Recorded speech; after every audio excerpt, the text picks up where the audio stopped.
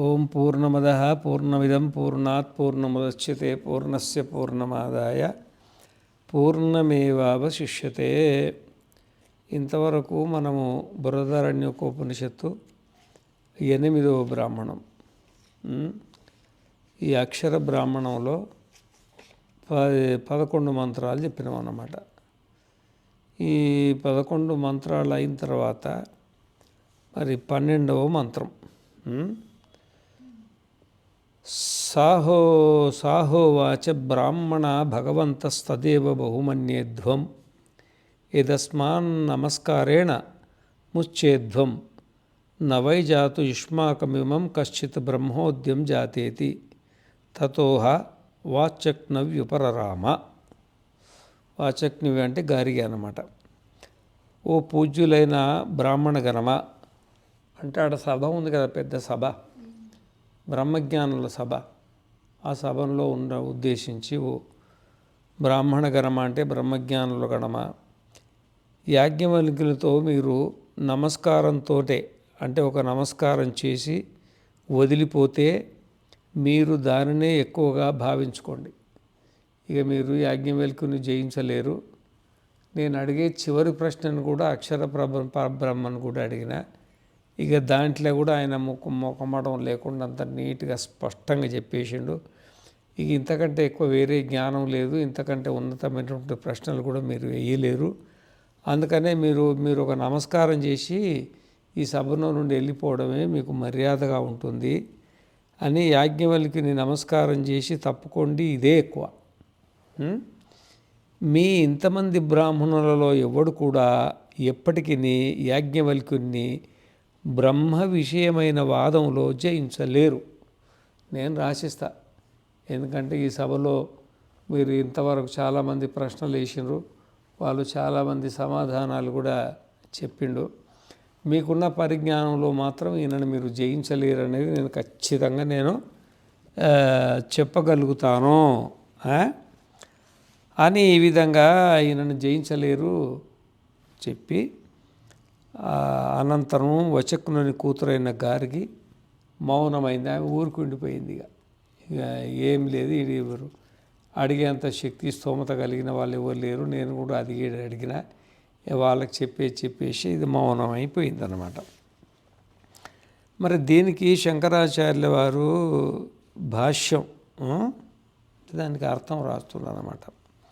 సాహోవాచ హే బ్రాహ్మణ భగవంతః శృణుత మదీయం వచః తదేవ బహుమన్యేధ్వం కిం తత్ యదస్మాత్ యాజ్ఞవల్క్యాత్ నమస్కారేణ ముచ్చేధ్వం అస్మై నమస్కారం కృత్వా తదేవ బహుమన్యేధ్వం ఇత్యర్థః.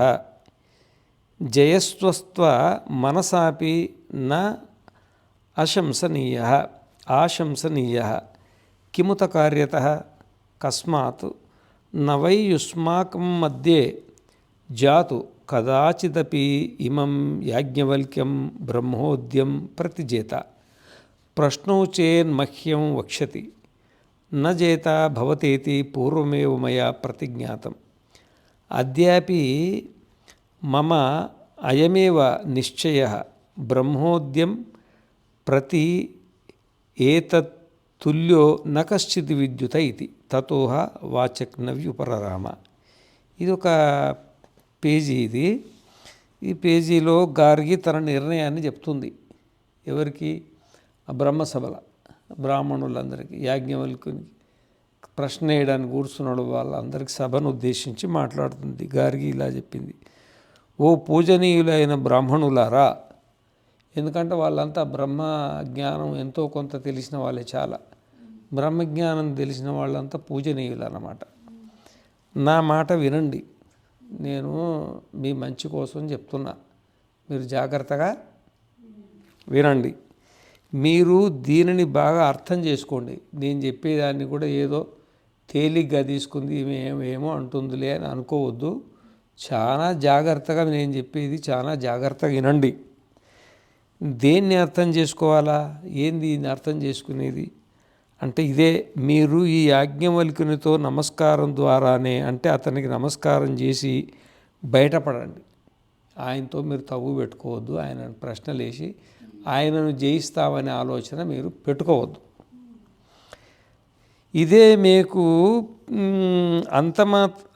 ఒకవేళ అతనికి నమస్కారం చేసి అంత మాత్రంతో బయటపడగలిగితే అదే మీకు పెద్ద విషయం అనుకోండి. ఆయన నమస్కారం చేస్తే సరే వెళ్ళిపోండి అని అన్నాడు అనుకో, అదే పెద్దది. ఆయన అడ్డం తిరిగి మీరు ఎటు వెళ్ళిపోతారు, మిమ్మల్ని నేను క్వశ్చన్ వేస్తా, నన్ను మీరు అడిగినరు అని అడ్డం తిరిగి మిమ్మల్ని బంధిస్తే మాత్రం మీ పని అయిపోయినట్టే. ఆయన మీరు నమస్కారం చేస్తే సరే పొండి అంటే మీరు అప్పటికి అదృష్టవంతులు అనుకోండి అని చెప్తున్నాడు అనమాట. అతన్ని జయించాలని మనసులో ఆలోచన కూడా రానియకండి. ఆయన జయించాలని మనసులో ఆలోచన కూడా మీ దగ్గరికి రానియబోకండి. నేను నిర్ణయం చేసి చెప్తున్నా అంటుంది అమ్మగారు. ఇక నిజంగానే జయించే మాట ఎక్కడిది? ఇంకా జయించే మాట మనం అనుకోవడానికి కూడా ఇంకా జయించేదే ఉన్నది. ఎందుకలా? ఎందుకంటే మీ అందరిలో ఒక్కడు కూడా ఎన్నటికీ ఈ యాజ్ఞవల్క్యుని అక్షర పరబ్రహ్మ సంబంధమైన వాదంలో జయించలేదు.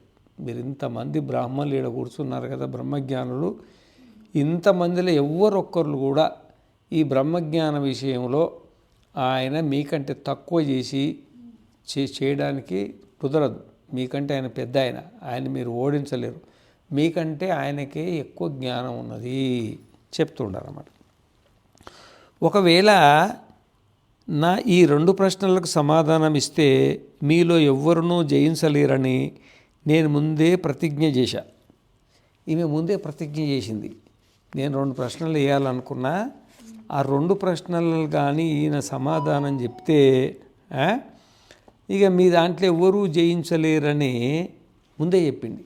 ఏదో 1వ మంత్రంలో, అష్టమ బ్రాహ్మణంలో 1వ మంత్రంలో అతః వాచక్న వ్యువాచ బ్రాహ్మణో భగవంతో అంతాహమిమం 2 ప్రశ్నౌ ప్రక్ష్యామి. నేను 2 ప్రశ్నలు వేయాలనుకుంటున్నా. వీళ్ళు తౌ చేన్మే వక్షతి.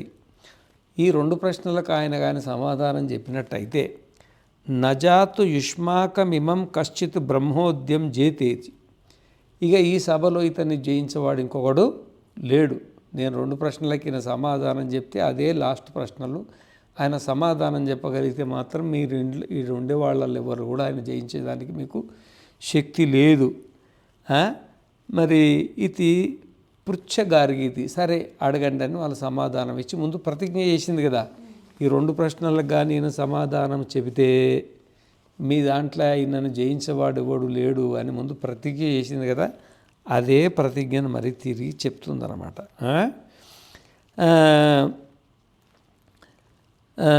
ఈరోజు కూడా బ్రహ్మ సంబంధమైన వాదంలో వీరితో సమానంగా ఎవ్వడు కూడా లేడని నా విశ్వాసం. ఇప్పటి వరకు ఈ కాలంలో ఇంత పెద్ద బ్రహ్మజ్ఞాని ఇంకొకరు లేరు. ఈయనే పెద్ద బ్రహ్మజ్ఞాని. ఇలా చెప్పి ఆ తర్వాత వచక్నుని కూతురు గార్గి అడగాల్సింది ఏమీ లేక మౌనం అయిపోయింది. దీన్ని బట్టి ఏం చేస్తుందంటే ఆ కాలంలో కూడా అమ్మగారులు అయ్యగారుల కంటే ఎక్కువ జ్ఞానం ఉండింది. అయ్యగారుల కంటే ఎక్కువ. మరి అంత బ్రహ్మసభలో కూడా ఆమె క్లిష్టమైన ప్రశ్నలు 2 వేసి వీటికి సమాధానం చెప్తే మీళ్ళల్లో ఇంతకంటే ఎక్కువ జ్ఞానం కలిగిన వాడు ఎవరు లేడని చెప్పింది కదా. మరి అంటే వాళ్ళకి తోయని ప్రశ్నలు ఈమెకు తోచినాయిగా.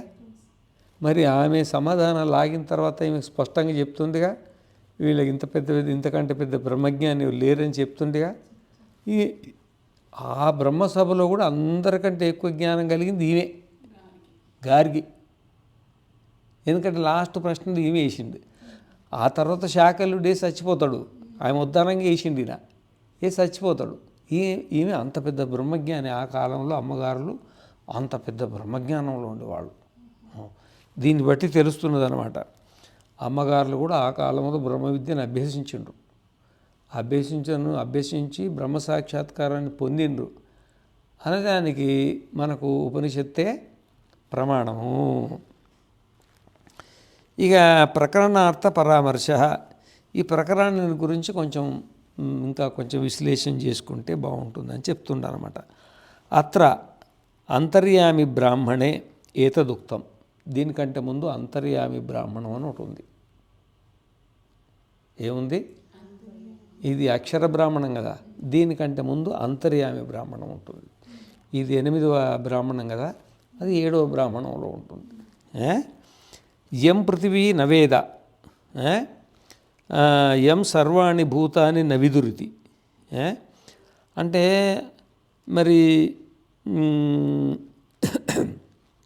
అంతర్యామి ప్రకరణంలో అంతర్యామిని గురించి చెప్తాడు అన్నమాట. అంతర్యామిని గురించి చెప్తాడు. మనకు ఇప్పుడు దీని ముందు 7వ బ్రాహ్మణం ఉంటుంది కదా, 7వ బ్రాహ్మణంలోనే ఇదంతా వస్తుంది అన్నమాట. దాంట్లో చాలా మంత్రాలు ఉంటాయి. ఆ మంత్రాల లోపల యహ పృథివ్యాం తిష్టన్ పృథివ్యా అంతరో యం పృథివీ నవేద యస్య పృథివీ శరీరం యహ పృథివీం అంతరో యమయత్యేషతాత్మ అంతర్యామి అమృత అనేది మంత్రం. అర్థమైందా? అంతర్యామి అమృత. అక్కడ నుండి మనకు అది ఇప్పుడు నేను చెప్పింది 3వ మంత్రం. ఇది 3వ మంత్రం నుండి 23వ మంత్రం వరకు యో రేతసి శిష్టన్ రేతసో అంతరో యం రేతో నవేద యస్య రేతస్ శరీరం యహ రేతో అంతరో యమయత్యేషత అంతర్యామి అమృతో అదృష్టో ద్రష్ట అశ్రుత శ్రోత అమతో మంత అవిజ్ఞాతో విజ్ఞాత నాణ్యదతోస్తి ద్రష్ట నాణ్యదతోస్తి శ్రోత నాణ్యదతోస్తి మంత నాణ్యదతోస్తి విజ్ఞాత ఏషత ఆత్మ అంతర్యామి అమృతో అతో అన్యదార్థం అని ఇంతకుముందు చెప్పిండు అన్నమాట. ఈ అంతర్యామి ప్రకరణం కూడా పెద్దది. అంటే 3వ మంత్రం నుండి 23వ మంత్రం అంటే 20 మంత్రాలు ఉన్నాయి. ఇట్లా 20 మంత్రాల్లో కూడా అంతర్యామి యొక్క స్వరూపాన్ని చాలా చక్కగా యాజ్ఞవల్క్యుడు అందరికీ చెప్పిండు సభల. అదే విషయం ఇక్కడ మళ్ళీ ఉటంకించి చెప్తున్నాడు అన్నమాట. మరి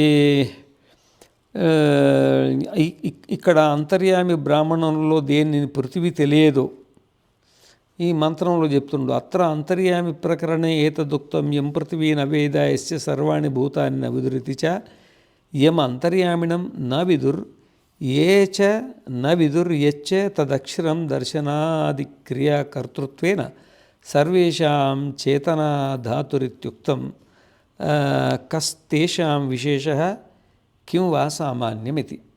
శంకరాచార్యులు దానికి సంబంధించి కొంచెం ఇక్కడ తెలుగులో చదువుదాం. ఇక్కడ అంతర్యామి బ్రాహ్మణంలో దేనిని పృథివీ తెలియదు. దేనిని అంటే దేనిని పృథివీ తెలియదో, దేని నీళ్లు తెలియదో, దేన్ని అగ్ని తెలియదో, దేన్ని ఆకాశం తెలియదో అని మొత్తం 20 చెప్పింది. ఇట్లా 20 ఇట్లా ఏది కూడా యం సర్వాణి భూతాని నవేద యస్య సర్వాణి భూతాని శరీరం యహ సర్వేభ్యో భూతేభ్యో అంతరో యమయత్యేషత ఆత్మ అంతర్యామి అమృత. ఈ 84 లక్షల జీవరాశుల్లో కూడా ఏ భూతం కూడా ఆత్మను దర్శించుకోలేదు అనేది కూడా ఇప్పుడు భూతం అంటే ఏంటంటే శరీరం మనస్సుతో కూడినటువంటి ప్రకృతి ముద్ద. ఇది పరమాత్మను తెలియజేయదని అంతర్యామి ప్రకరణంలో స్పష్టంగా చెప్పిండు కదా. దేనిని సంపూర్ణ ప్రాణులు గుర్తించవో అంటే యం సర్వాణి భూతాని నవిదుహు, ఈ 84 లక్షల జీవరాశులు దాన్ని గుర్తించవు అని మున్నగు విషయాలు చెప్పబడ్డాయి. ఈ విధంగా ఏ అంతర్యామిని తెలియరో మరి ఏది అక్షరమో ఒకటి అంతర్యామి, అదే అక్షరం. దేన్ని ఇంద్రియాలతో సమస్త విషయాల దర్శనాది క్రియలకు కర్త రూపంలో ఉండి అన్నింటి చేతనానికి మూలధాతువుగా ఆధారంగా చెప్పబడిందో మరి అన్నిటికీ మూలధాతు అదే. కన్ను చూడాలన్నా మనమే ఉండాలా, చెవులు వినాలన్నా మనమే ఉండాలా, ముక్కు వాసన చూడాలని మనమే ఉండాలా, నోరు మాట్లాడాలన్నా రుచి చూడాలన్నా మనమే ఉండాలా, కాళ్ళతో చేతులతో పని చేయాలన్నా మనమే ఉండాలా, ఈ శరీరం బతికుండాలన్నా మనమే ఉండాలా, ఈ శరీరంలో ప్రాణాపాన వ్యాన ఉదాన సమాన వాయువులతో పాటు నాగ కూర్మ కురకల దేవదత్త ధనంజయ దశ వాయువులు పనిచేయాలన్నా మనమే ఉండాలంటే మనమే దానికి మూలధాతు అన్నమాట. అర్థమైందా? మన మనస్సు ఏదైనా విషయాన్ని చూసి మరణ చేయాలన్నా మనమే ఉండాలా, బుద్ధి ఏదైనా వస్తువు నిర్ణయం చేయాలన్నా మనమే ఉండాలా. ఈ భూమికి మనమే ఆధారం, నీళ్ళకి మనమే ఆధారం, అగ్నికి మనమే ఆధారం, గాలికి మనమే ఆధారం, సూర్యునికి చంద్రుడికి నక్షత్రాలకు మనమే ఆధారం 14 లోకాలకు, మనమే మూలధాతువు, మనమే మూలధాతువు. ఈ విధంగా మొత్తం ప్రకృతి మన వల్లనే ప్రేరితమై నడుస్తుంది, మనమే మూలధాతువు అని ముందే చెప్పినాం. అంతర్యామి ప్రకరణంలో అనుకున్నాం కదా. వీటన్నింటిలో గల పరస్పర విశేషమేంది? ఆడ అంతర్యామని చెప్పే, ఈడ అక్షరం అని చెప్పే, ఇంకా కొన్ని చోట్ల ఒక్కొక్క రకాలు ఉన్నాయి కదా. దీని విశేషమేంది మరియు అన్నింటిలో గల సమానత ఏంది? అన్నింటిలో గల సమానత. విశేషమేంది, సామాన్యమేంది? విశేషమేంది, సామాన్యం. అంటే ఉదాహరణకి మనం ముగ్గురం కూర్చున్నాం. మన ముగ్గుట్లల్లా మీరిద్దరు స్త్రీలు, నేను పురుషుణ్ణి. మరి వాస్తవికంగా మన మనుషులం అనేది సమానత. విశేషం ఏంటంటే మన స్త్రీలు, పురుషుడు. వాళ్ళ పురుషుల విశేషం ఏంటంటే నేను సన్యాసిని. ఇంకా మళ్ళీ ఎన్నో ఉంటాయి. సామాన్యం ఉంటుంది, విశేషం ఉంటుంది. అట్లా ఈ చెప్పుకునే దాంట్లల్లా సామాన్యమైంది, విశేషమైంది అనే విషయంలో కూడా కొంచెం చర్చించాలా. అంటే ఆత్మ సామాన్య రూపంగా ఎట్లుంటుంది, విశేష రూపంగా ఎట్లుంటుంది అనే విషయం. తత్ర కేచిదాచక్షతే పరస్య మహాసముద్రస్థానీయస్య బ్రహ్మణో అక్షరస్య అప్రచలిత స్వరూపస్య ఈషతు ప్రచలితావస్థాంతర్యామి అత్యంచ ప్రచలితావస్థా క్షేత్రజ్ఞ యస్తం న వేద అంతర్యామినం తథా అన్యాః పంచావస్థాః పరికల్పయంతి తథా అష్టావస్థా బ్రాహ్మణో భవంతి ఇది వదంతి. ఈ విషయంలో కొందరు ఈ విధంగా అనుకుంటారు. కొందరు అంటే వేదాంతులు కాని వాళ్ళు, వేదాంతులు కాని వాళ్ళు అంటే షడ్ దర్శనాలు కదా. దాంట్లో వేదాంతం ఒక దర్శనం. దీనికంటే మిగతా ఇంకా 5 ఉంటాయి కదా. ఒకటి పూర్వమీమాంసకులు, ఒకటి నైయాయికులు, ఒకటి వైశేషికులు, ఒకటి సాంఖ్యులు, ఒకటి యోగులు. ఈ 5గురు ఉన్నారు కదా. వీళ్ళని గురించి అంటున్నాను అన్నమాట. కొందరు అంటే వీళ్ళల్లా 5గురికి 5గురు కావచ్చు, 4గురు కావచ్చు, 3గురు కావచ్చు, 2 కావచ్చు, 1 కావచ్చు. ఎవరో ఒకరు వేదాంతులకు భిన్నంగా. మహాసముద్ర స్థానంలో ఉన్న అవిచల రూపమైన అక్షర పరబ్రహ్మం యొక్క కొంచెం విచలితమైన అవస్థకు పేరు అంతర్యామి అంట. అంటే ఒక సముద్రాన్ని ఉదాహరణ తీసుకుంటున్నారు. సముద్రాన్ని ఉదాహరణ. ఒక సముద్రం ఉందనుకోండి, ఆ సముద్రం ప్రశాంతంగా ఉన్నదనుకోండి. ఆ ప్రశాంతంగా ఆ ఉన్న సముద్రం పేరు పరబ్రహ్మ. ఏం లేదు, దాంట్లో కల కూడా లేదు, ప్రశాంతంగా ఉంది అది. ఆ విశాలమైన సముద్రం పేరు పరబ్రహ్మ. కొందరు అనుకునేది చెప్తున్నారు. కొంచెం విచలితమైన అవస్థ పేరు అంతర్యామి. ఆ సముద్రం ఒక్కొక్కటి కదులుతుంది కదా. ఎందుకో భూకంపం వచ్చో, ఏదో గాలి వల్లనో లేకపోతే తుఫాను వల్లనో కొంచెం కదులుతుంది కదా. ఆ కొంచెం కదిలిన అవస్థ పేరు అంతర్యామి అంట. దాంట్లో కొంచెం కదిలిందంటే కొంచెం అలలు వస్తాయి, కొంచెం. ఇప్పుడు చూడు, సముద్రం ప్రశాంతంగా ఉందనుకో, పైన సూర్యుడు కానీ చంద్రుడు కానీ సముద్రంలో స్పష్టంగా కనబడతారు. కొంచెం కదిలిందనుకో కొంచెం తేడా కనబడుతుంది కదా. అదే అన్నమాట అంతర్యామి. చెప్తుండా, సముద్రం కదలకుంటా ఉంటే ఎట్లుంటుందో దాని పేరు పరబ్రహ్మ అంట. ఆ సముద్రం కొంచెం కదిలి కొద్దిగా అలలు లెక్క ఉంటేనేమో దాని పేరు అంతర్యామి అంట అని వాళ్ళు అంటారు. మరియు పరబ్రహ్మ యొక్క అత్యంత విచలితమైన అవస్థ క్షేత్రజ్ఞుడు అంట. మళ్ళీ ఒకటి క్షేత్రజ్ఞుడు అంటే ఇప్పుడు సముద్రం పెద్ద తుఫాను వచ్చిందనుకో, ఆ తుఫాన్లో పెద్ద పెద్ద అలలు వచ్చి గందరగోళంగా ఉంటాయి కదా, అల్లరి ఉంటాయి కదా. వాడి పేరు క్షేత్రజ్ఞుడు అన్నమాట. వాడి పేరు క్షేత్రజ్ఞుడు. అంటే ఏంటంటే ఒకటి జీవుడు, ఒకటి దేవుడు, ఇంకొకటి పరబ్రహ్మ. 3 విభాగాలు చేశారు. పరబ్రహ్మ అంటేనేమో సముద్రం కదలది, కొంచెం కదిలిందేమో అని పరమాత్మ పేరు, ఎక్కువ కదిలిందేమో జీవాత్మ పేరు అని 3 విభాగాలు. అర్థమైందా? ఈ క్షేత్రజ్ఞుడు ఆ అంతర్యామిని తెలియడు. ఈ క్షేత్రజ్ఞుడు ఈ పెద్ద పెద్ద అలలు ఉన్నాయి కదా, ఆ చిన్న చిన్న అలలుగా ఉండే సముద్రంలో అలలుగా ఉండే అని తెలియదంట. క్షేత్రజ్ఞుడికి అంతర్యామి తెలియదంట. క్షేత్రజ్ఞుడు అంటే జీవుడు ఉంది కదా, మనం క్షేత్రజ్ఞుడు అంటాం కదా, ఇదం శరీరం కౌంతేయ క్షేత్రమిత్యభిధీయతే ఏతద్యో వేత్తి తం ప్రాహు క్షేత్రజ్ఞ ఇది తద్విధ అని భగవద్గీతల క్షేత్రజ్ఞ విభాగ యోగంలో ఈ శరీరమే క్షేత్రము, ఈ శరీరం నేను అనుకునేవాడు, నాది అనుకునేవాడు ఒకడు ఉన్నాడు కదా, వాడిని క్షేత్రజ్ఞుడు అంటారు కదా. ఈ క్షేత్రజ్ఞుడు అలలుగా ఉంటాడు. అంటే ఎన్ని శరీరాలు ఉన్నాయో అన్ని అలలు, ఎన్ని మనసులు ఉన్నాయి అన్ని అలలు.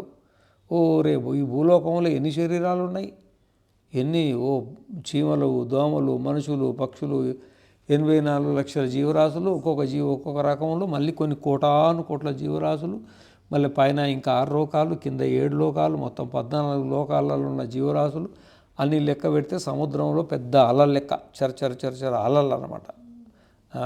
అర్థమైందా? ఈ విధంగా ఈ క్షేత్రజ్ఞుడు ఉన్నాడు కదా, క్షేత్రజ్ఞుడు అంటే మీలాంటి వాళ్ళు మాలాంటి వాళ్ళని, వీడు అంతర్యామిని తెలవడు. అంటే పరమాత్మను వీళ్ళు దర్శనం చేసుకోరు. అంతర్యామి అంటే ఇక్కడ పరమాత్మ తెలియదు. ఇదిగాక దానికి పిండము, జాతి, విరాట్టు, సూత్రము, మరి దైవము అని ఈ ఇతర 5 అవస్థలు కూడా కల్పన చేశారు. మరి ఆ పరమాత్మకు కూడా అంతర్యామి ఉన్నాడు కదా, ఒకటి పిండము, ఒకటి జాతి, ఒకటి విరాట్టు, ఒకటి సూత్రము, ఒకటి దైవము అని ఈ విధంగా 5 అవస్థలను ఏది పరబ్రహ్మకు పరమాత్మ పరబ్రహ్మ ఉంది కదా, కదలని సముద్రం లేక పరబ్రహ్మ ఉంది. ఆ కదలని పరబ్రహ్మకు పిండం అని ఒకటి, జాతి అని ఒకటి, విరాట్ అని ఒకటి, సూత్రం అంటే ఒకటి, దైవం అని ఈ విధంగా 5 అవస్థలను కూడా ఏర్పాటు చేశారు.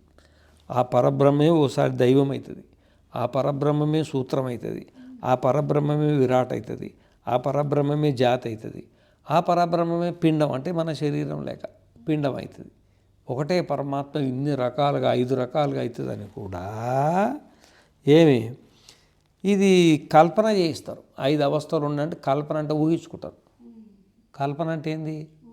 ఊహించుకుంటున్నారు. వాళ్ళ బుద్ధికి అట్లా దూసింది అట్లా ఊహించుకుంటున్నారు అన్నమాట. ఈ విధంగా బ్రహ్మకు మొత్తం 8 అవస్థలు ఉన్నాయని వాళ్ళు అంటారంట. 8 మన మనిషికి జాగ్రత్త అవస్థ, స్వప్న అవస్థ, సుషుప్తి అవస్థ ఎట్లుంటాయో ఈ దేవుడికి పరబ్రహ్మకేమో 5 అవస్థలు ఉన్నాయి. 8 అవస్థలు ఉన్నాయి. 8 అవస్థలల్లో ఒకటేమో దైవము, ఒకసారి దైవంగా ఉంటాడు, ఒకటేమో సూత్రాత్మ అన్నమాట, ఇంకోటేమో విరాట్టు, ఇంకోటేమో జాతి, ఇంకోటేమో పిండం. ఇన్ని రకాలుగా ఉంటుందంట అంటారు. అన్నే అక్షరస్య శక్తయ ఏత ఇది వదంతి అనంత శక్తిమత్ అక్షరమితి చ అన్యే తు అక్షరస్య వికారా ఇది వదంతి అవస్థాశక్తి తావన్నోపపద్యతే అక్షరస్య అశనాయాది సంసార ధర్మాతీతత్వశ్రుతే నహి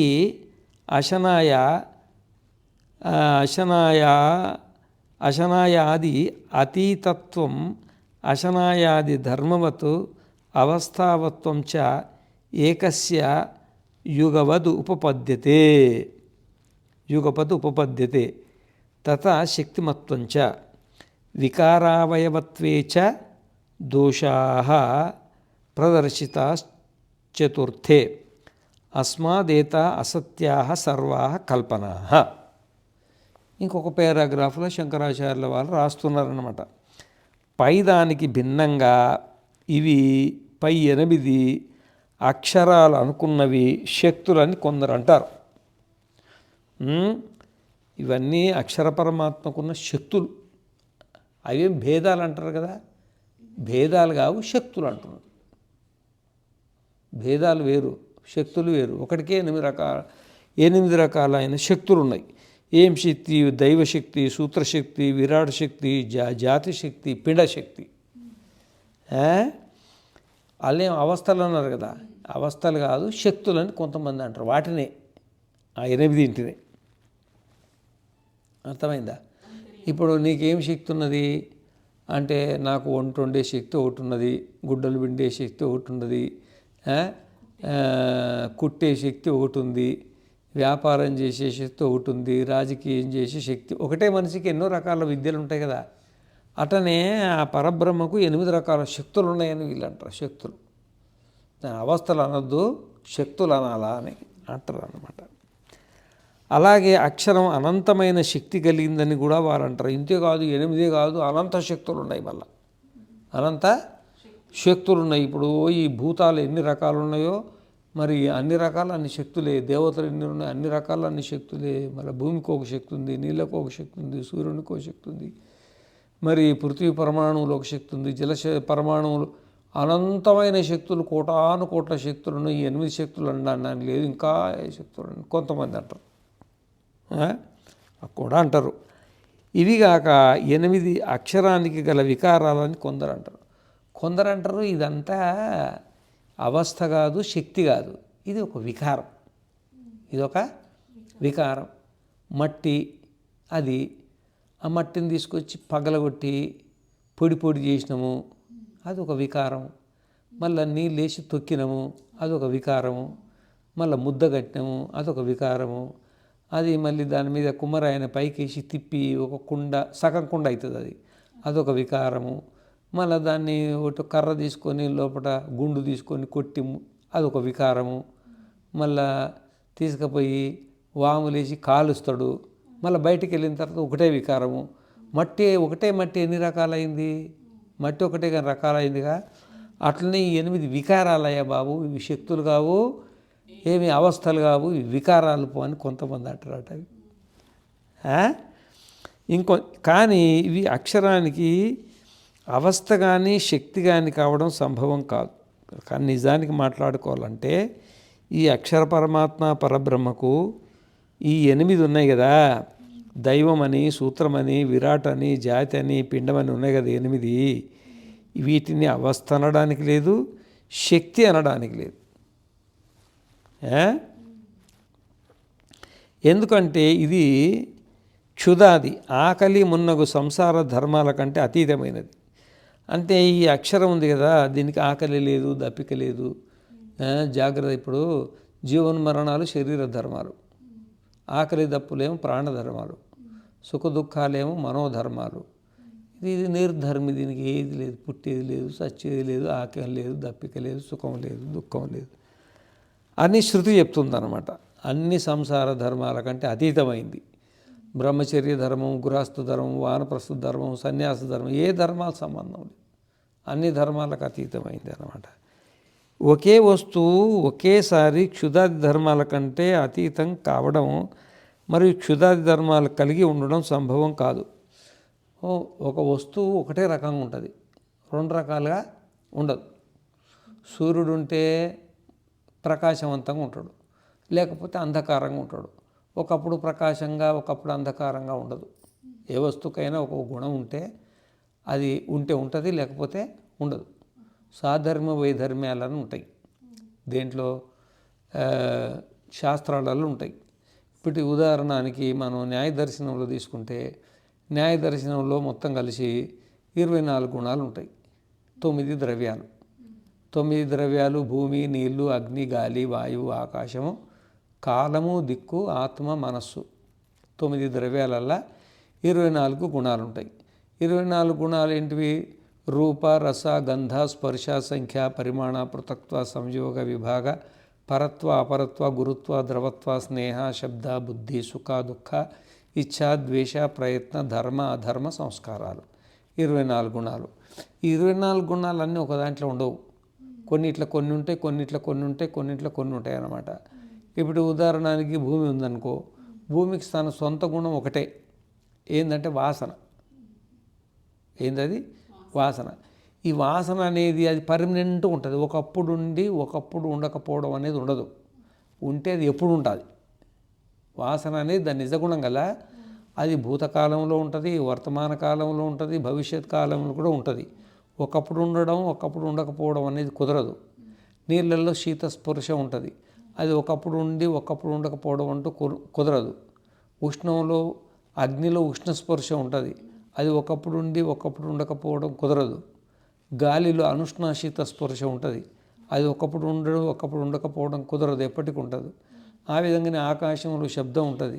అది ఒకప్పుడు ఉండి ఒకప్పుడు ఉండకపోవడం కుదరదన్నమాట. కానీ మరి కొంతమంది ఏమో బుద్ధిని జ్ఞానం అంటారు, బుద్ధి జ్ఞానం అంటారు, అది శాశ్వతం అంటారు. అది కూడా అబద్ధమే. ఎందుకంటే మరి అది ఎప్పటికుంటే సుషుప్తులు కూడా ఉండాలిగా. జాగ్రత్తలో బుద్ధికి జ్ఞానం ఉంటుంది. కొడుకును గుర్తుపడతారు, కోడలను గుర్తుపడతారు, ఇల్లును గుర్తుపడతారు, నేను ఉద్యోగిని, నేను వ్యాపారిని అన్నీ గుర్తుపడతాడు. మరి స్వప్నంలో కూడా అన్నీ గుర్తుపడతాడు. సుషుప్తి పోయేపటికి అడ్రస్సే ఉండదు. మరి ఉంటే ఎప్పుడు ఉండాలి కదా. అంటే ఆ గుణం దానిది కాదు, ఎక్కడ నుండి వచ్చిందని. బుద్ధికి ఏ జ్ఞానం అనే గుణం ఎక్కడ నుండి వచ్చింది, మళ్ళీ ఎక్కడో వెళ్ళిపోయింది. అది తనది కాదు. అది మరి ఎక్కడ నుండి వచ్చినా తనదైతే ఎప్పుడు ఉండాలి కదా. తనదైతే ఎప్పటికి ఉండాలి. అది ఒకప్పుడు పోవడానికి లేదన్నమాట. ఈ విధంగా అంటే ఎక్కువ శాస్త్రాన్ని తీసి చాలా టైం అవుతుంది ఇది. ఆ విధంగానే మరి ఈ ఆకలి దప్పులు ఇవన్నీ ఉన్నాయి కదా, ఒకసారి ఉంటాయి ఒకసారి ఉండయి అని అనడానికి వీల్లేదు. ఒకసారి ఉంటాయి ఒకసారి ఉండయి అనేది కుదరదు. అది ఉంటే ఎప్పటికి ఉంటాయి, ఉండకపోతే ఎప్పటికీ ఉండవు. ఒకసారి ఉంటాయి ఒకసారి ఉండయి అంటే శాస్త్రము అంగీకరించదు. భూమిలో వాసన ఒకప్పుడు ఉంటుంది ఒకప్పుడు ఉండదంటే ఎవరు అంగీకరించరు. అది ఏం ఉత్పన్నమానం ద్రవ్యం క్షణం నిర్గుణం నిష్క్రియం చ తిష్టతి అనేది చెప్తారు వాళ్ళు నైయాయికులు. అది కూడా ఏం కరెక్ట్ ఏం కాదు. అది ఏదో అంటారు వాళ్ళు, క్షణకాలం అంటారు కానీ అది కానీ ఎప్పటికి ఉండాలన్నమాట. అది ఇవి దీని వికారాలు లేక అవయవాలుగా అంగీకరిస్తే ఏర్పడే దోషాలను 4వ బ్రాహ్మణంలో ముందే చూపించబడ్డాయి. దీనికంటే ముందు 4వ బ్రాహ్మణంలో ఈ విధంగా ఒకప్పుడు ఉంటే ఒకప్పుడు ఉండవు. ఏంటివి ఒకప్పుడు ఉండేటివి అంటే దైవము, సూత్రము, విరాట్టు, జాతి, పిండము 8 ఉన్నాయి కదా. ఇవి 5 ఉన్నాయి కదా. ఈ 5 ఒకప్పుడు ఉంటాయి ఒకప్పుడు ఉండయి అని కుదరదు. ఉంటే ఎప్పటికి ఉండాలా, ఉండకపోతే ఎప్పుడు ఉండకూడదు అనే విషయాన్ని ఇంతకుముందే 4వ బ్రాహ్మణంలో చూపించబడ్డాయంట. అందువల్ల ఈ కల్పనలన్నీ సత్యమైనవి కావు. వీళ్ళేదో కల్పించుకుంటున్నారు కదా. ఓ సముద్రం మాదిరిగా ఉంటుంది, అది పరబ్రహ్మ, కొంచెం కదిలితే అది దైవము, ఓ మరి విపరీతమైన అలలు వస్తే దాన్ని క్షేత్రజ్ఞుడు అని కల్పించుకోవడం. ఇవి కేవలం కల్పనమే కానీ అది శాస్త్రానికి నిలబడదు అని చెప్తున్నాను అన్నమాట. తనకు తోచినట్లు మాట్లాడిందని తాత్పర్యం. కస్తర్హి భేదత్ ఏషాం ఉపాధికృత బ్రూమః న స్వతః ఏషాం భేదో అభేదో వా సైంధవఘనవత్ ప్రజ్ఞానఘనైకరసస్వాభావ్యాత్ అపూర్వం అనపరం అనంతం అబాహ్యం. బృహదారణ్యకోపనిషత్తు 2:5-19. అయమాత్మా బ్రహ్మ. బృహదారణ్యకోపనిషత్తు 2:5-19. ఇది శ్రుతేః సబాహ్యాభ్యంతరోహ్యజః. ముండకోపనిషత్తు 2:1-2. ఇది చ ఆథర్వణే. తస్మాన్నిరుపాధికస్య ఆత్మనో నిరుపాఖ్యత్వాన్నిర్విశేషత్వాత్ ఏకత్వాచ్చ నేతి నేతి. బృహదారణ్యకోపనిషత్తు 3:9-26. ఇది వ్యపదేశో భవతి. దీని తర్వాత ఇంకో పారాగ్రాఫ్లో శంకరాచార్యుల వారు చెప్తున్నారన్నమాట. అలాంటప్పుడు వీటి మధ్యలో గల తేడా ఏమిటి? వీటి భేదం ఉపాధి వల్ల ఏర్పడిందని మా అభిప్రాయం. మరి ప్రపంచంలోనేమో ఒకటి దైవం ఉంది, ఒకటి సూత్రం ఉంది, ఒకటి విరాట్ ఉంది, ఒకటి జాతి ఉంది, ఒకటి పిండం ఉంది. ప్రపంచంలో అయితే భిన్నంగా కనబడుతున్నాయి కదా. మరి భేదం ఏంటిది అని అడిగితే ఈ ఉపాధి వల్ల ఏర్పడిందని ఈ ఉపాధి వల్ల అట్లా ఏర్పడింది. ఉపాధి వల్ల అట్లా ఏర్పడిందండి అనగా అది మనకు అర్థం కాలేదు కదా. ఎట్లా ఏర్పడదు ఉపాధి అంటే అనగా, ఉదాహరణ మనకు తెల్లటి స్వచ్ఛమైన స్ఫటికరాయి పక్కన ఎర్రటి మందార పుష్పము ఉంచినప్పుడు పుష్పపు రంగు స్ఫటికములో ప్రతిబింబించి స్ఫటికం ఎర్రగా అగిపించినట్లు అంతఃకరణ శరీరాది ప్రకృతి దోషాలు ఆత్మలో ఆరోపింపబడి అనేక ఉపాధులుగా భ్రమ కలుగుతుందని తాత్పర్యము. అంటే స్ఫటికం ఉందనుకో, ఒకటి స్ఫటికం రాయి, స్వచ్ఛమైన స్ఫటికం తెల్లగా ఉంటుంది. దాని పక్కటి ఎర్రటి మందారం ఉన్నది కదా, ఎర్రటి మందారం పుష్పం పెట్టినామనుకోండి, ఆ తెలుపు ఉండదు దానికి, ఎర్రగా అవుతుంది అది. ఎందుకంటే అది దీంట్లో ప్రతిబింబించింది, అది దీంట్లో ప్రతిబింబించింది అనమాట. మరి వాస్తవికంగా అది తెల్లగా ఉన్నా అది ఎర్రగా ఎందుకు అయింది? అది దాని దోషం దీనికి వచ్చింది. ఏది ఆ మందారం దాని పక్కన పెట్టడం బట్టి అట్లా అగుపిస్తుంది, కానీ వాస్తవికంగా అట్లా లేదన్నమాట. ఆ విధంగానే మనకు కూడా మరి అంతఃకరణ శరీరాది ప్రకృతి దోషాలు ఆత్మలో ఆరోపింపబడి అంటే మనకు ఆత్మజ్ఞానం లేనందువల్ల మనస్సే నేను అనుకొని, నేను పురుషుని, నేను స్త్రీని, నేను ధనవంతుణ్ణి, నేను దరిద్రుణ్ణి, నేను ఎమ్మెల్యేను, నేను ఎంపీని, నేను డాక్టర్ను, నేను స్త్రీని, నేను పురుషుని, నేను పొడుగున్నా, నేను పలానా ఆయన కొడుకును, మాది పలాని ఊరు అని తాను శరీరం కాకపోయినా, తాను మనస్సు కాకపోయినా, శరీరానికి తనకు సంబంధం లేకపోయినా, అంటే సంబంధం అంటే శరీరం తాను కాకపోయినా, మనసు తాను కాకపోయినా భ్రమవశాత్తు అంటే ఆత్మజ్ఞానం లేని కారణాల వల్ల ఈ ఆత్మనే నేను స్త్రీనిగా, నేను పురుషునిగా, నేను దరిద్రునిగా, నేను ధనవంతునిగా, ఇంకే ఎన్ని రకాల ఉపాధులు ఉన్నాయో బ్రహ్మాండంలో అన్ని రకాల ఉపాధులను ఎత్తిలేసుకొని అన్ని రకాలుగా ఉన్నట్టు భ్రమ ఏర్పడుతుంది అని తాత్పర్యం అన్నమాట. ఉప్పు ముద్దలో ఉప్పు ఏకంగాని అనేకంగాని లేనట్లు వాస్తవికంగా ఇవి భేదం కానీ అభేదం కానీ లేని ఏకమాత్ర ప్రజ్ఞాన ఘన స్వరూపమైనది. ఉప్పు ముద్దలో ఏకం అనేకం ఉండదు. ఉప్పు ఉందనుకో, నాలుగేమీ వేసుకుంటే దాంట్లో ఏకము అనేకమే ఉందా? అంతా ఒక తీరుగానే ఉంటుంది, అంతా ఒకటే తీరు ఉంటుంది అన్నమాట. ఓ పక్క పుల్లగా, ఓ పక్క తీయగా, ఓ పక్క కారం, ఓ పక్క చేదు ఉంటుందా? ఏమన్నా ఏ పక్క నాకినా ఎట్లుంటుంది? ఏకరసం అన్నమాట.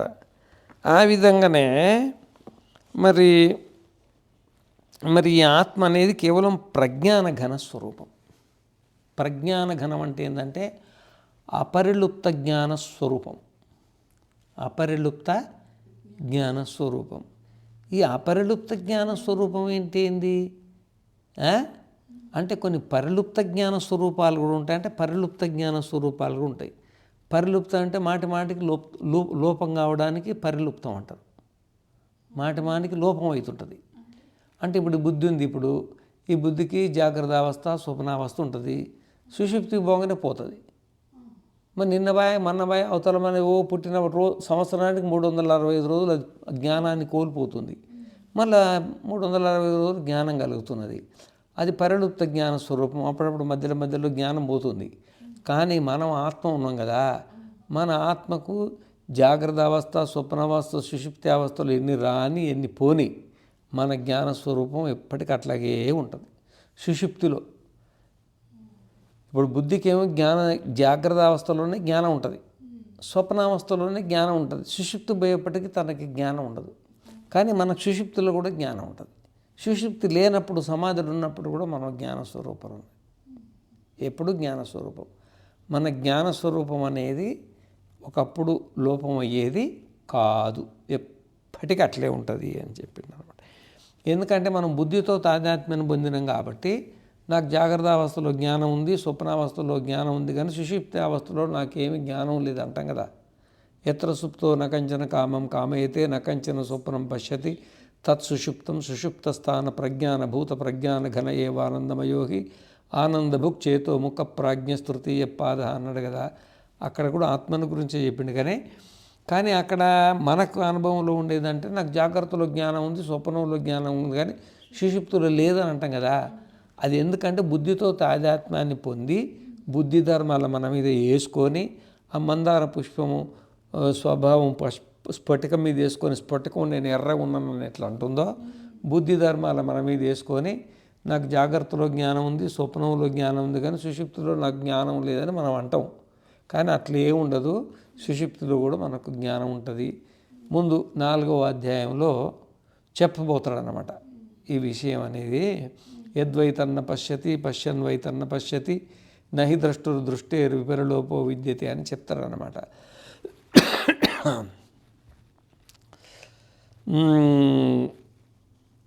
ఏకమాత్ర ప్రజ్ఞానఘన రసస్వరూపమైనది పైనది.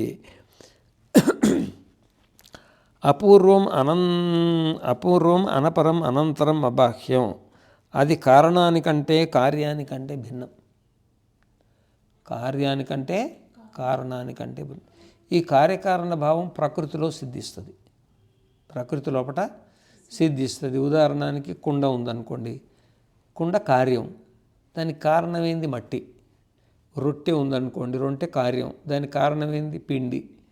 ఇప్పుడు ఆభరణాలు ఉన్నాయనుకోండి, ఆభరణాలకి అది కార్యం, కారణమైంది అది బంగారమో ఎండో ఇత్తడో రాగో ఏదోటి అవుతుంది. అది అర్థమైందా?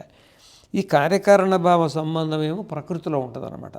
ప్రకృతిర్మహాన్ తతో అహంకార తస్మాద్ షోడశకస్తు గణ తస్మాదపి షోడశకాత్ పంచభ్య పంచభూతాని అని మనకు దీంట్లో సాంఖ్య దర్శనంలో వస్తుంది.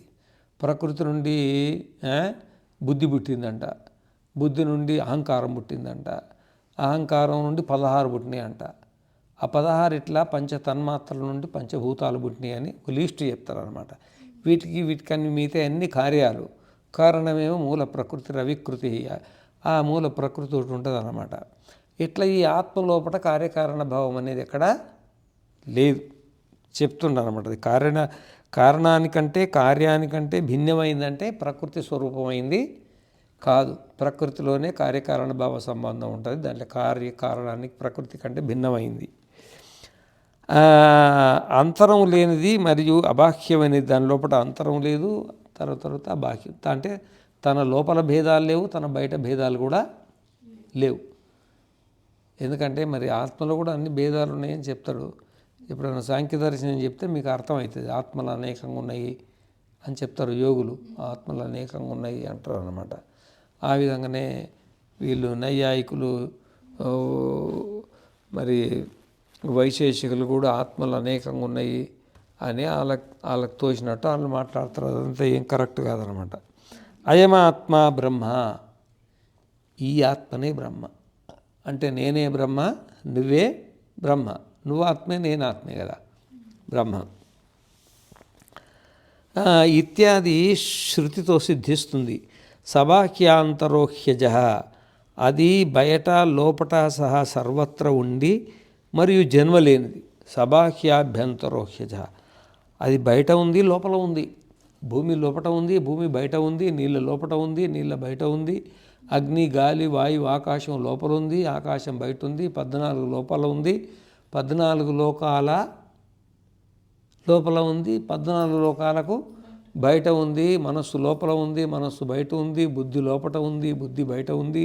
పంచ జ్ఞానేంద్రియాల లోపల ఉంది, పంచ జ్ఞానేంద్రియాల బయట ఉంది. పంచ కర్మేంద్రియాల లోపల ఉంది, పంచ కర్మేంద్రియాల బయట ఉంది. పంచ ప్రాణాల లోపల ఉంది, పంచ ప్రాణాల బయట ఉంది. అది అంత విశాలమైన స్వరూపం.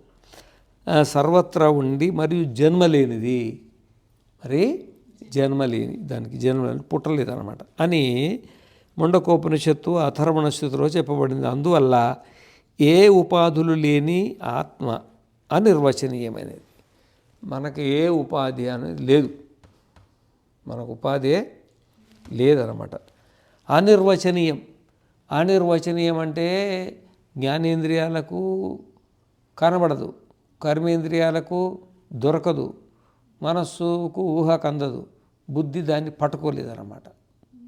అది అంటే ప్రకృతి, ఇదంతా ప్రకృతే కదా. ప్రకృతికి మన స్వరూపం దొరకదన్నమాట. నిర్విశేషం, మరి దాని లోపల ఏ విశేషం లేదు, నిర్విశేషం. ఇప్పుడు భూమి ఉంది, భూమిలో ఎన్నో ఉన్నాయి. దాంట్లో భూమిలో రూపము, రసము, గంధము, స్పర్శ, సంఖ్య, పరిమాణ, పృథక్త్వ, సంయోగము, విభాగము, పరత్వము, అపరత్వము, గురుత్వము, మరి అసాంసిద్ధిక ద్రవత్వము. ఇప్పుడు ఎన్నైనాయి? 13 ఉన్నాయి. ఎన్నైనాయి? 13. ఆత్మలు ఒకటి కూడా లేవు. దీంట్లోనే భూమిలో 13 విశేషాలు ఉన్నాయి. అట్లనే నీళ్ళల్లో కొన్ని ఎన్నో ఉన్నాయి. విశేషం అంటే ఇక్కడ గుణాలు, విశేషం అంటే దాన్ని ఉంటుంది. కానీ మన స్వరూపంలో ఏది లేదు, నిర్విశేషం, ఒక్కటి కూడా లేదనమాట. జ్ఞానం మీ గుణం కాదంటే జ్ఞానం మా గుణం కాదు, మా స్వరూపం అది. కొంతమంది జ్ఞానాధికరణమాత్మ సద్వివిధ జీవాత్మ పరమాత్మ చేతి, అర్థమైందా? అది ఏదైనా ఫోన్ వస్తే అన్నీ పోతాయి, అర్థమైందా? ఈ విధంగా మనకు మరియు ఏకమైన కారణాన ప్రకృతిలో అనేకత ఉంటుంది, ప్రకృతిలో అనేకత ఉంటుంది, కానీ ఒకటే ఏకమైన కారణాన దీనిని నేతి అని ఈ విధంగా ఆదేశించబడుతుంది. ఈ పరమాత్మను గురువుగారు ఉపదేశించిన, శాస్త్రం ఉపదేశించిన, తర్వాత వేదం ఉపదేశించిన ఇది కాదు ఇది కాదు ఇది కాదని ఉపదేశిస్తుంది, కానీ ఇది అని చెప్పదు. ఎందుకంటే ఇది అని చెప్పడానికి అది విషయం కాదు, ఆబ్జెక్ట్ కాదనమాట. కంటికి విషయమైన అంటే ఇంద్రియాలకి విషయమైన ఇదని చెప్పొచ్చు. ఇంద్రియాలకు విషయం కాదు కాబట్టి మనసుకు కూడా విషయం కాదు, బుద్ధికి కూడా విషయం కాదనమాట. నేది ఇది కాదు ఇది కాదు ఇది కాదు అని చెప్తుంది. ఇది కాదు ఇది కాదు అంటే ఎట్లుంటుందంటే, ఒకసారి రాముడు అరణ్యవాసానికి పోయినట. ఆ మునులందరూ ఆయన మీద గౌరవం, తన తండ్రి మాట తల్లి మాట నిలబెట్టడం కోసం తెల్లవారితే చక్రవర్తి అయ్యే మాట అట్లా ఆయన అడవికి వచ్చేసిండు. ఇంత ధర్మాత్ముడు అని ఆయన సంతోషపడి అందరూ నీరాజనాలు వాళ్ళతో రోడ్లెంబడంతా. ఇంక ఈయన అరణ్యాలకు వెళ్ళిపోతే అరణ్యంలో మునులు ఉంటారు కదా, తపస్సు చేసుకునే వాళ్ళు. మునులు అంటే అక్కడ కూడా భార్యాభర్తలు అందరూ ఉండేవాళ్ళు, కొంతమంది సన్యాసులు కూడా ఉండేవాళ్ళు. కానీ ఆ కాలం అంతా క్రమ పద్ధతిగా ఉండేది, ధర్మంగా. ఇంకా అందరు కలిసి సన్మాన సభ పెట్టేది నాకు. ఇంకా సన్మాన సభ పెట్టినప్పుడు ఆ కాలంలో ఈ ఋషీశ్వరుడు కూడా కాషాయం కట్టుకునేవాళ్ళు. మరి ఈయన కూడా కాషాయమే కట్టుకున్నాడు. మరి సాధు వస్త్రాలు, సాధువులు ఏ రంగో తెలియదు కానీ సాధువుల రంగు ఉండేది, సాధువుల వస్త్రాలు. ఇంకా సాధువులలో ఈయన ఒక సాధువు, జడలు గిడలు అన్నీ ఉన్నాయి కదా. ఇంకా ఒక అమ్మగారు దూరం నుండి వచ్చింది, ఆయన దర్శనం చేసుకుని పోదాం, ఇంత పెద్ద మహానుభావుడు ఈయన ఇంత త్యాగం చేసి వచ్చిందని ఉంటుంది కదా. ఇక ఆడికి వచ్చేప్పటికీ ఆయన ఎవరు గుర్తుపట్టవసలేదు, ఆమె గుర్తుపట్టవసలేదు. ఆ సీతాదేవి దగ్గరికి పోయి అడిగింది, ఏమమ్మా నీ భర్తే ఎవరు అంటే, ఆ భర్తను ఏలు పెట్టి చూపించొద్దంట, భర్తను ఏలు పెట్టి ఈ కాలంలో అయితే చెయ్యి పెట్టి చూపిస్తారు, మరి ఏలు పెట్టి చూపించకూడదంట. అప్పుడు ఈ కాలంలో పేరు పెట్టే పిలుస్తారు, ఒరే తుర అనుకుంటారు. అది ఎందుకు అనుకుంటారో వేరే మాట అది. కానీ మరి ఆ కాలంలో ఏలు పెట్టే చూపించేవాళ్ళు కాదంట. ఈమెకు తెలుసుగా, ఇంక ఇట్లా చెప్పేది అనుకొని, ఈయన నీ భర్త అంటే కాదు, ఈయన నీ భర్త అంటే కాదు, ఈయన నీ భర్త అంటే కాదు. ఇంకా కాదు కాదు కాదు కాదు అనుకుంటూ వచ్చేప్పటికి ఏదైతే రాముడు వచ్చిండో అప్పుడు మౌనం అయిపోయిందట. అప్పుడు మౌనం అయిపోతే ఏంటంటే, ఓహో ఈయననే శ్రీరామచంద్రుడు, ఇది నేతి ఈనగాడు అని చెప్పాల్సిందే తప్ప భర్తను ఈయనని చెప్పడానికి ఇట్లా లేదో ఆ విధంగానే మరి ఇది కాదు అంటే స్థూల శరీరం కాదు, సూక్ష్మ శరీరం కాదు, కారణ శరీరం కాదు, అన్నమయ ప్రాణమయ మనోమయ విజ్ఞానమయ ఆనందమయ కోశం కాదు, ఇది కాదు అది కాదు అని చెప్పాల్సిందే. కానీ ఇది అని చెప్పడానికి వీల్లేదు అని వేదం కూడా ఈ విధంగా ఇది కాదు అని ఉపదేశం చేసింది అని చెప్తుండనమాట. ఇంకొక శంకరాచార్యుల వారు ఇంకొక పారాగ్రాఫ్, అవిద్య కామ కర్మ విశిష్ట కార్యకరణ ఉపాధిరాత్మ సంసారీ జీవ ఉచ్యతే. నిత్య నిరతిశయ జ్ఞాన శక్తి ఉపాధిరాత్మ అంతర్యామి ఈశ్వర ఉచ్యతే. స ఏవ నిరుపాధి కేవల శుద్ధ స్వేన స్వభావేన అక్షరం పర ఉచ్యతే. తథా హిరణ్యగర్భ అవ్యాకృత దేవతా జాతి పిండ మనుష్య తిర్యక్ ప్రేతాది కార్యకరణ ఉపాధిభిః విశిష్టస్తథాఖ్యః తద్రూపో భవతి. తథా తదేజతి తన్నైజతి. ఈశావాస్యం 5వ మంత్రం ఇది వ్యాఖ్యాతం. తథా ఏషత ఆత్మ బృహదారణ్యకోపనిషత్తు 3:7-3. 23. ఏష సర్వభూతాంతరాత్మ ముండకోపనిషత్తు 2:1-4. ఏష సర్వేషు గూఢ కఠోపనిషత్తు 1:3-12. తత్వమసి ఛాందోగ్యోపనిషత్తు 6:8-16. అహమే వేదం సర్వం ఛాందోగ్యోపనిషత్తు 7:25-1. ఆత్మైవేదం సర్వం ఛాందోగ్యోపనిషత్తు 7:25-2. నాణ్యో అతోస్తి ద్రష్ట బృహదారణ్యకోపనిషత్తు 3:7-23 ఇత్యాది శృతయో న విరుధ్యతే. కల్పనాంతరేష్వేష శృతయో న గచ్చంతి తస్మాదుపాధిభేదేనైవ యేషాం భేదో నాన్యథా ఏకమేవాద్వితీయం ఇత్యవధారణాత్ సర్వోపనిషత్సు. ఇంకో పారాగ్రాఫ్ చెప్తుండనమాట. అవిద్య అంటే ఆత్మజ్ఞానం లేకపోవడం వల్ల. ఇప్పుడు నేను ఆత్మనని నాకు అనిపిస్తలేదు.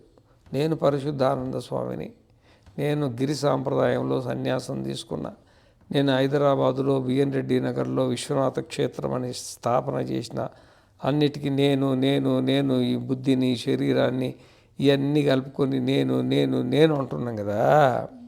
ఏమి ఇది ఆత్మజ్ఞానం లేకపోవడం వల్ల అనాత్మతో తాదాత్మ్యాన్ని పొంది ఈ విధంగా మనం అనుకుంటున్నాం. ఆత్మజ్ఞానం లేకపోవడము. కామం అంటే కోరిక. కోరిక అంటే 3 కోరికలు: పుత్రైషణ, విత్తైషణ, లోకేషణ.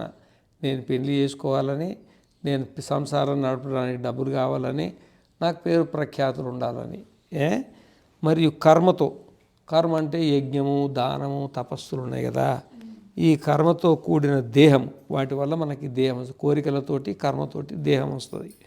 మరియు ఇంద్రియ ఉపాధి గల ఆత్మ, ఈ కోరికలతోటి ఈ కర్మతోటి దానికి అనుకూలమైనటువంటి శరీరం ఉంటుంది కదా, ఆ శరీరం పొందిన ఆత్మ సంసారి జీవుడని అనబడుతుంది.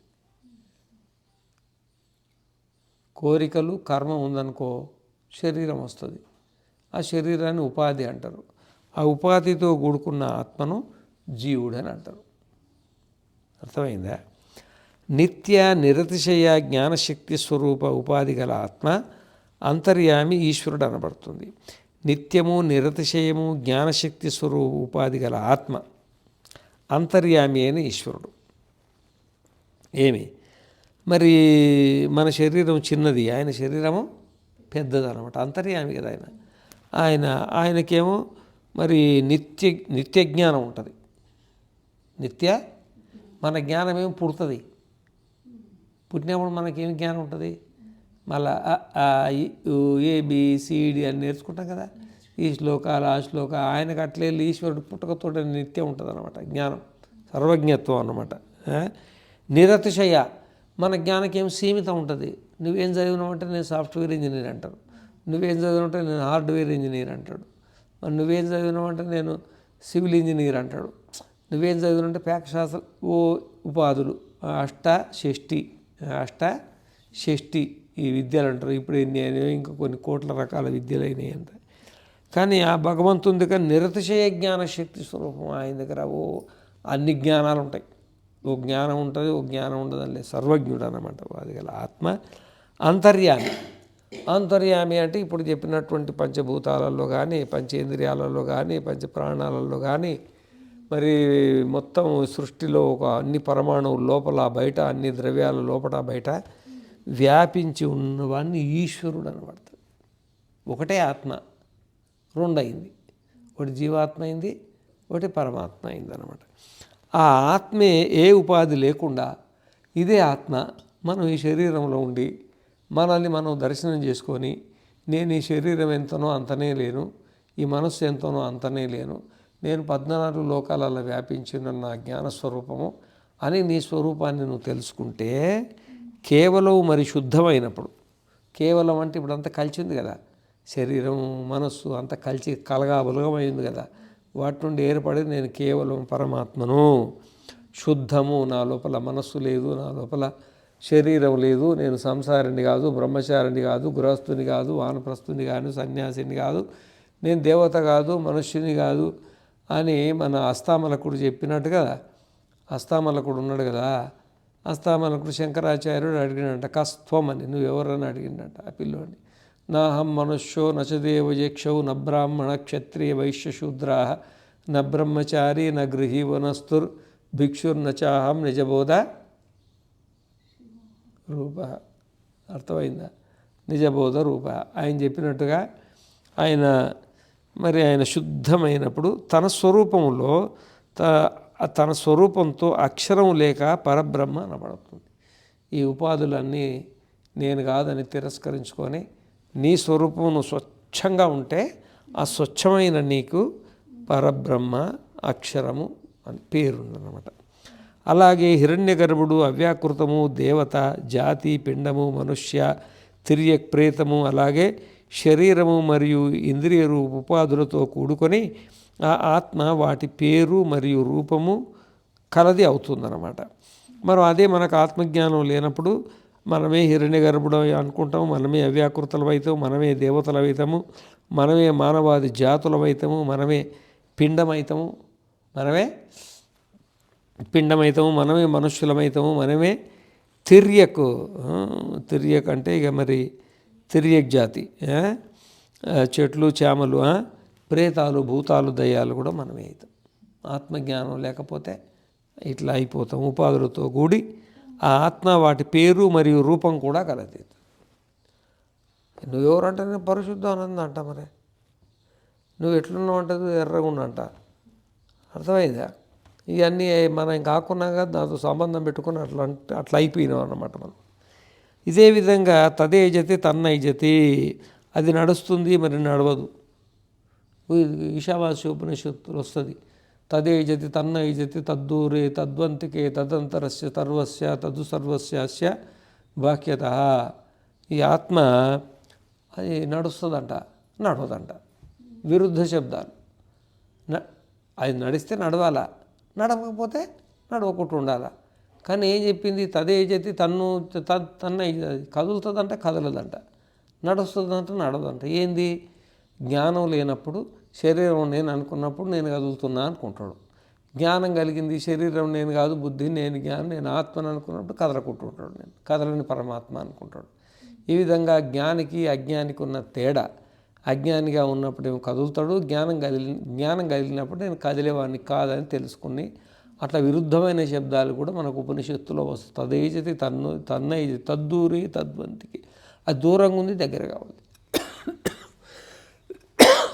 దూరంగా ఉంది, దగ్గరగా ఉంది, అట్లా ఆభాస కలుగుతుంది అన్నమాట. నడుస్తుంది అని ఈశావాస్యోపనిషత్ 5వ మంది ఇత్యాది వ్యాఖ్యానించబడింది. ఏషత ఆత్మ సర్వాంతర. ఇదేమో మరి బృహదారణ్యక ఉపనిషత్తులోనే 3:7 3 నుండి 23 వరకు చెప్పబడింది. ఏష సర్వభూతాంతరాత్మ. ఇది సమస్త ప్రాణులకు అంతరాత్మ. సమస్త ప్రాణులకు అంటే మానవ అన్నమాట. ఈ శరీరానికి ఎట్లా ఆత్మమో, ఈ అంటే ఇప్పుడున్న ఈ శరీరానికి మనం ఎట్లా ఆత్మనో, ఇప్పుడున్న ఈ మనస్సుకి ఎట్లా మనం ఆత్మనో, ఇప్పుడున్న ఇంద్రియాలకు మనం ఎట్లా ఆత్మనో, అన్ని శరీరాలకు మనమే ఆత్మ, అన్ని ఇంద్రియాలకు మనమే ఆత్మ, అన్ని భూతాలకు కూడా మనమే ఆత్మ అని చెప్పబడింది అన్నమాట. ఏష సర్వేషు భూతేషు గూఢ. ముండకోపనిషత్తులు కూడా ఈ ఆత్మ సమస్త ప్రాణులలో దాక్కొని ఉంది అట్లా చెప్పిండు అనమాట. దాక్కొని అంటే కనబడదు, కన్నుతో చూడాలనుకుంటే కనబడదు అనమాట. దాక్కొని ఉందంటే అన్నిటికీ ఆత్మ అన్నమాట. ఏష సర్వేషు గూఢ. కఠోపనిషత్తు 1:3-12. తత్వమసి. ఆత్మవే నువ్వు. ఆత్మ నువ్వు వేరు కాదు, నువ్వు. ఛాందోగ్యోపనిషత్తు 6:8-16. అహమే వేదం సర్వం. నేనే ఈ సమస్తము. ఛాందోగ్యోపనిషత్తు నేనే ఈ సమస్తము, నేనే. ఈశావాస్యమిదగుం సర్వం. ఓం ఇత్యేతదక్షరమిదగుం సర్వం. తస్యోపవ్యాఖ్యానం భూతం భవతు భవిష్యత్తు ఇది సర్వం ఓంకారమేవ. యచ్చాన్యత్ త్రికాలాతీతం తదప్యోంకారమేవ. అంత కంటికి కనబడేది కనబడింది కూడా అంత పరమాత్మని. నేను కూడా పరమాత్మని. నాణ్యదసోస్తి ద్రష్ట దీనికంటే వేరుగా ఎలాంటి ద్రష్ట లేడు. అంటే ఈ ప్రపంచాన్ని చూస్తున్నాం కదా మనము అన్ని రకరకాలుగా. మనం చూసేవాడు మనమే, మనకంటే వేరుగా ఇంకొక దయ్యాలు భూతాలు వచ్చి ప్రపంచాన్ని చూడటం లేదు అని మనకి ఇంతకుముందు చెప్పిండు కదా.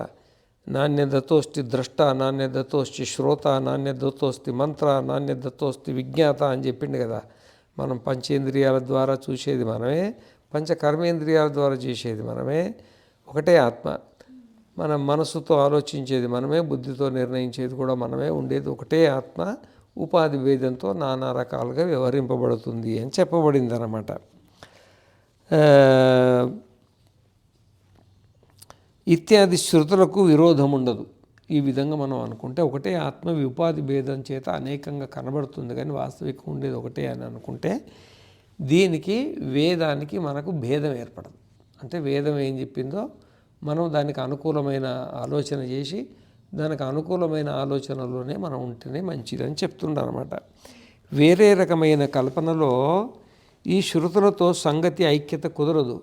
అట్లా కాకుండా ఆత్మ ఒకటే, అది కదలకుంటుంటే పరబ్రహ్మ, అది కొంచెం కదిలితేనేమో ఈశ్వరుడు అవుతారు, మరి ఎక్కువ కదిలితేనేమో క్షేత్రజ్ఞుడు అవుతారని ఇట్లాంటి కల్పనలు అవన్నీ ఈ వేదానికి విరుద్ధమైనవి. ఈ విధంగా ఆలోచిస్తేనే అది కుదురుతో, లేకపోతే కుదరదు. అందువల్ల ఉపాధి భేదంతోనే వీటిలో భేదం ఉంది, అంతేకాని వేరే ఏ విధమైన భేదం లేదు. ఈ ఉపాధుల వల్లనే భేదంలాగా కనబడుతుంది, కానీ వాస్తవికంగా దీంట్లో ఏ భేదం కూడా లేదు. ఎందుకంటే సంపూర్ణ ఉపనిషత్తులలో ఏకమాత్ర అద్వితీయమైనది బ్రహ్మ మాత్రమే అని నిశ్చయించబడింది. అన్ని ఉపనిషత్తులు అంటే ఈశకేన కట ప్రష్టముండ మాండూక్య తైత్తిరి ఐత్రేయ ఛాందోగ్య బృహదారణ్యక, ఈ దశన ఉపనిషత్తులు ఆత్మజ్ఞానాన్ని చెప్పే ఉపనిషత్తులో ఇంకా కొన్ని ఉన్నాయి. శ్వేతాశ్వర ఉపనిషత్తు, అవి ఇట్లన్నీ వాటిల్లో కూడా ఉండేది ఒకటే పరమాత్మ అని నిర్ణయించబడింది, ఒకటే పరబ్రహ్మ నిర్ణయించబడింది. కాబట్టి మనం ఈ విధంగా దాన్ని ఆలోచన చేసుకొని ఒకటే ఆత్మ, అదే అన్నిటికీ ఆత్మ. ఆ ఆత్మనే మనం ఉపాధి భేదం చేత భిన్నంగా కనబడుతుంది. అజ్ఞానము, ఆత్మకు జ్ఞానం లేని కారణాన ఉపాధి రూపంగా తాను భావిస్తుంది తప్ప ఆత్మజ్ఞానం కలిగి ఒకటే ఆత్మను నేనే పరబ్రహ్మను, నేనే అక్షరాన్ని, అక్షరం వేరు నేను వేరు, పరమాత్మ వేరు నేను వేరు, పరబ్రహ్మ వేరు నేను వేరు అనేది అట్లా ఊహించుకోకూడదు. ఇది శాస్త్ర విరుద్ధమైంది, అంటే వేద విరుద్ధమైంది, అంటే ఉపనిషత్తు విరుద్ధమైంది. అట్లా అనుకోకూడదు.